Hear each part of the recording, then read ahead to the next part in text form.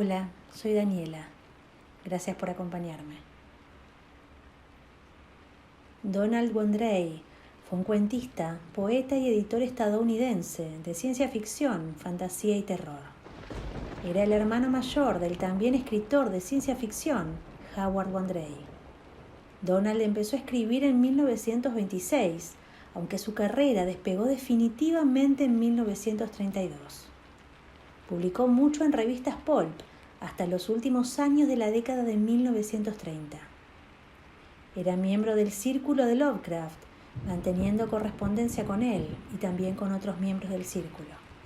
Junto con August Derleth, fundó la editorial Arkham House, con objeto de mantener vivo el legado de Lovecraft. Este cuento relata la historia de un hombre acechado desde la infancia por los sueños más horrorosos, los cuales eventualmente se revelan como visiones espantosas de otros universos y dimensiones. Hoy escucharemos La Dama de Gris, de Donald Wandrei.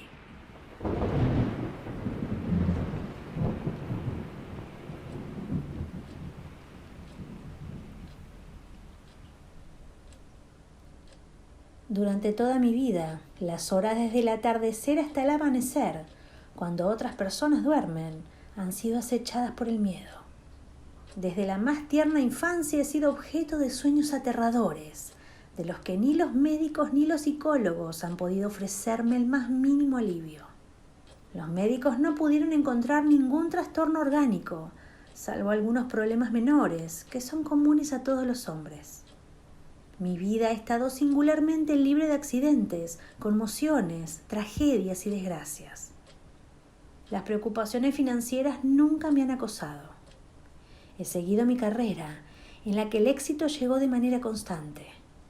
Los psiquiatras han dedicado meses a analizarme, a sondear mi vida, mi desarrollo emocional, mi mente consciente y subconsciente, a hipnotizarme, a hacer innumerables pruebas y buscar miedos u obsesiones secretas que pudieran explicar mis pesadillas, pero en vano. Sedantes, opiáceos, dietas, viajes, descanso, todo eso me han recomendado en un momento u otro y todo lo he intentado sin éxito. Para los médicos soy un hombre sano de 34 años. Para los psiquiatras soy una persona mentalmente sana, normal y equilibrada, cuyos sueños extraordinarios ellos simplemente descartan o desacreditan. Esto no es un consuelo para mí. He llegado a temer las horas en que se acerca la noche. Gustosamente gastaría mi fortuna si pudiera ser liberado de las visiones que dominan mi mente nocturna, pero los grandes diagnosticadores de América y los principales psiquiatras de Europa han trabajado en vano. Mientras estoy sentado aquí, ahora, escribiendo estas últimas palabras, una calma y una desesperación me agobian, aunque mi cabeza parece clara como pocas veces antes, a pesar del horror, el aborrecimiento, la repulsión y el miedo que se combinan en una sola emoción indecible ante lo que ocurrió hace apenas unos minutos, en plena luz del día, y que aplastó las esperanzas que tenía de tener mi vida. El espantoso mosaico está a mi lado mientras escribo, y cuando haya terminado, lo destruiré. Déjame regresar en el tiempo. He estado, repito, sujeto desde la primera infancia a horribles sueños. Cabezas incorpóreas que rodaban detrás de mí, ciudades de estatuas colosales y extrañas, fuegos y bestias, caídas desde precipicios titánicos, pozos de un mal antiquísimo, vuelos a través de la eterna negrura de la nada, el chirriar de infernales máquinas de tortura contra mi carne, monstruos de flores y animales, peces y pájaros y piedras, madera y metal y gas unidos increíblemente. Los pálidos vengadores, descensos a regiones necrofílicas, la mirada lasciva de un ojo incorpóreo en medio de vastas y llanuras desoladas. Un cadáver que se levantó y se volvió hacia mí con el rostro de un amigo, con tentáculos y cintas de carne negra andrajosa que se retorcían hacia afuera como si lo llevaran ráfagas de viento. Los pequeños que me golpeaban con extrañas súplicas. La luz del sol sobre una colina cubierta de robles. La luz del sol cuya malignidad, su color sin nombre, su olor, me infundieron un odio irracional aliado con la locura. Orquídeas levantando flores como caras de niños y bebiendo sangre. Los muertos que vinieron y volvieron. Ese momento espantoso en que me ahogué. Estas y otras innumerables pesadillas similares, infligidas a través del sueño desde que tengo memoria, engendraron en mí una profunda y arraigada aversión al sueño. Sin embargo, debo dormir, como todos los hombres mortales. ¿Y qué diré de esos sueños más oscuros? Esas posesiones fantasmales que no correspondían ni corresponden a ningún conocimiento que poseo. ¿Qué hay de la ciudad bajo el mar, hecha de mármol bermellón y bronce corroído, en cuya geometría curiosamente curvada descansan las configuraciones resplandecientes de cosas que la tierra nunca soportó? ¿Qué pasa con el que susurra en la oscuridad y la llamada de Tulhu? Vi las 7 muertes de Comorion y los 23 durmientes donde Ali levanta sus agujas negras en Carcosa.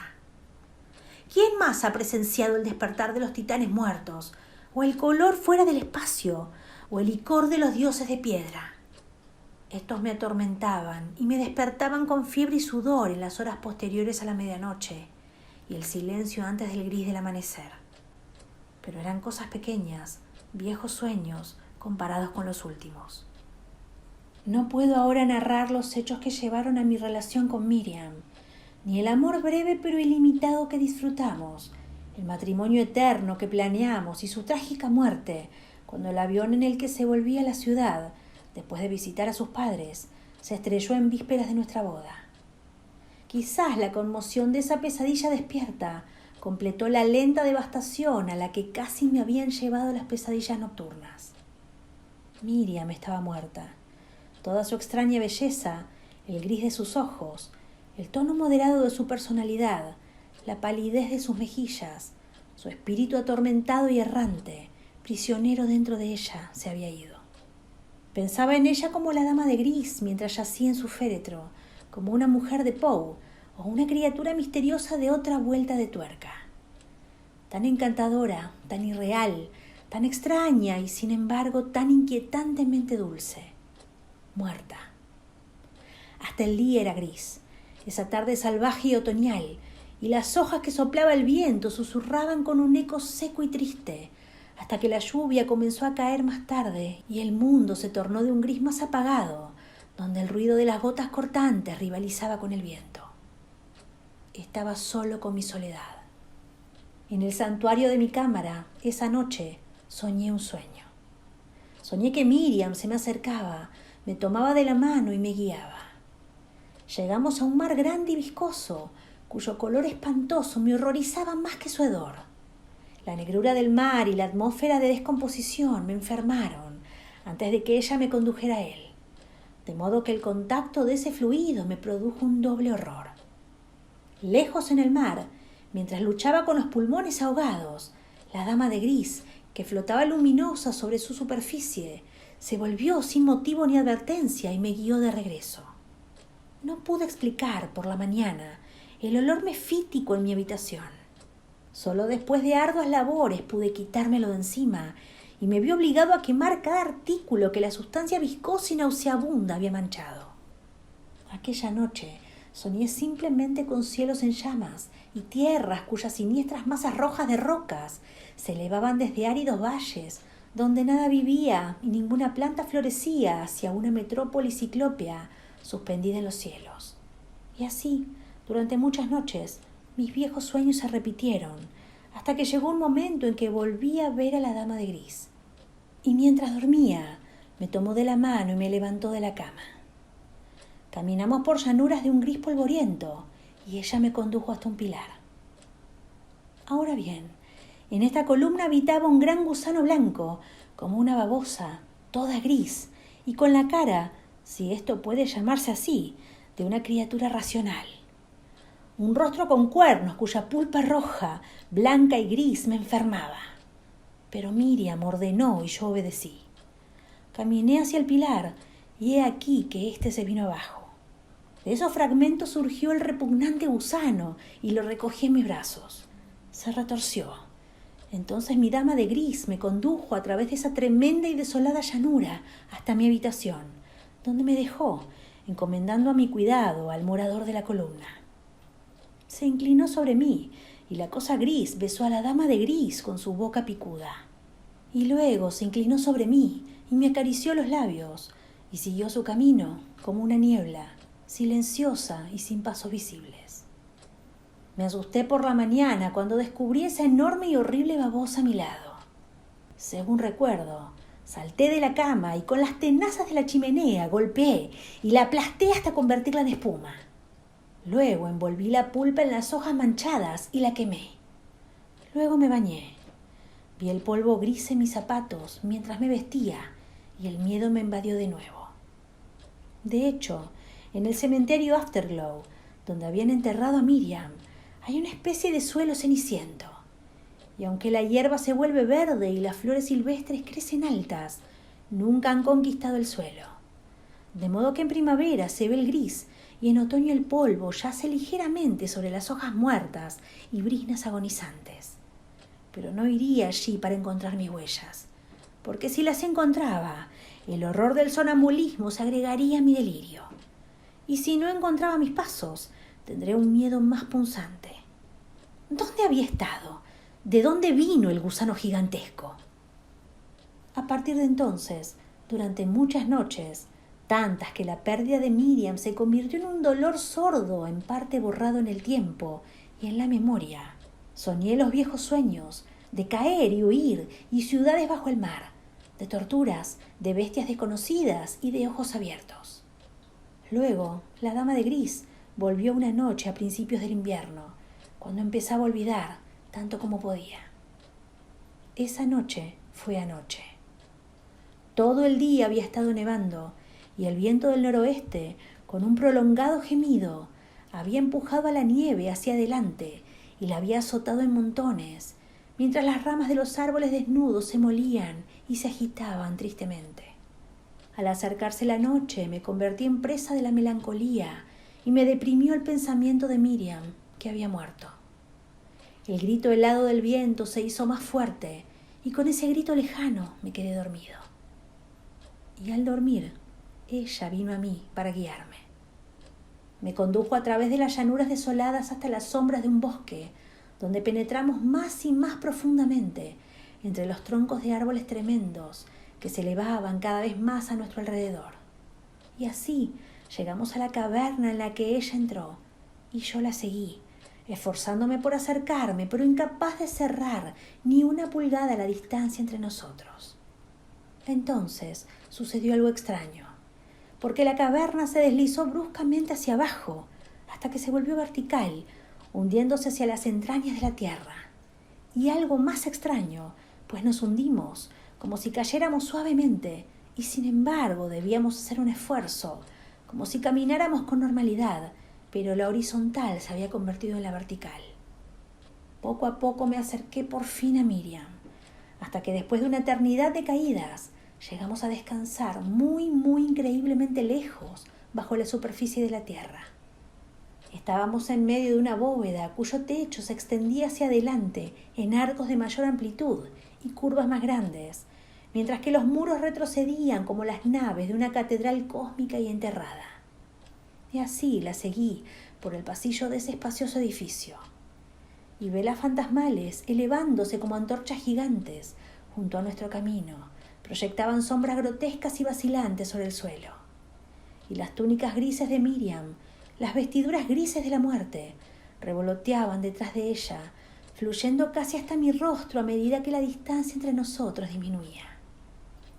Así llegamos a la puerta de madera negra, que se abrió amplia y silenciosamente sobre sus grandes goznes cuando nos acercábamos.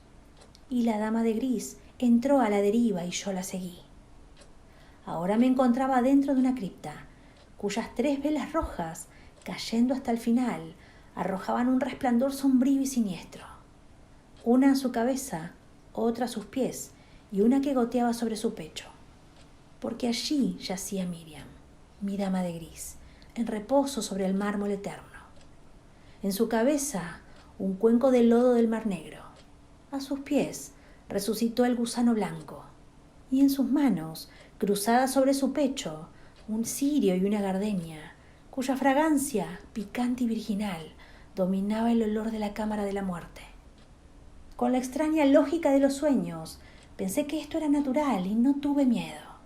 Así que fui a ver a mi dama de gris, y he aquí que al llegar, el cuenco se derramó, pero lo aparté, y el gran gusano se levantó, pero lo pisoteé, mientras las velas se apagaban y la gardenia brillaba extrañamente, fosforescente. Por esa luminiscencia, débil como era, vi que Miriam se movía, y un suspiro la atravesó y la levanté en mis brazos. Ahora la gardenia iluminó pálidamente mi camino, y a través de la oscuridad susurrante la cargué, y el gris de su túnica se deslizó hacia abajo y alrededor de mis tobillos mientras caminaba, hasta que llegué al corredor y los cirios que ardían, y la marcha majestuosa de arcos en gradas catedralescas. Entonces el corredor vertical desapareció, y caminé por la vasta cámara hasta que emergí en la llanura. El polvo gris se levantó, pero la túnica gris de Miriam cayó a mi alrededor y el polvo se disipó. Los cielos estaban vacíos de estrellas. Caminé en la oscuridad, salvo por la única flor cuyo aroma endulzaba el aire y cuyo resplandor iluminaba un camino. Me aferré a Miriam y llevé a mi dama de gris a mi habitación. Hace poco desperté de mi sueño. Miré fijamente por toda la eternidad, con ciclos de opresivos y violentos círculos de gélida negrura, alternando con holocaustos rojos de llamas para romper la tranquilidad de mi mente y para siempre. No son para mí los caminos del hombre, ni las moradas mortales de la tierra, ni las transitorias y efímeras incertidumbres de la vida. He escrito, y ahora moriré, por mi propia mano y por mi propia elección. Porque cuando desperté, vi a la dama de gris sentada junto a mi cama. En su rostro estaban los vestigios podridos de la tumba, y su túnica colgaba andrajosa y mohosa. Pero estas tres cosas sacudieron todo mi ser. La gardenia fresca en sus manos, sus uñas largas y amarillas, como solo han crecido las uñas de los muertos y enterrados 6 meses o más, y la forma espantosa en que sus manos giraban la flor, mientras sus ojos negros y licorosos se centraban en mí.